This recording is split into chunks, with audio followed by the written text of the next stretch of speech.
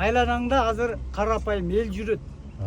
Момундун ишин Кудай оңдойт дейт. Кудай ишиңди оңдосун.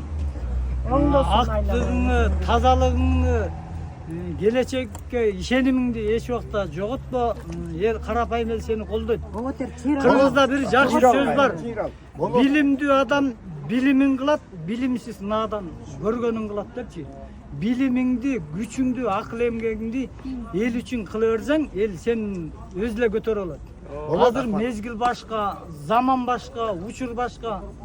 Биз böyle İskar Razаковдон угуп жүрөбүз, Юсуп Абдырахмановду угуп жүрөбүз.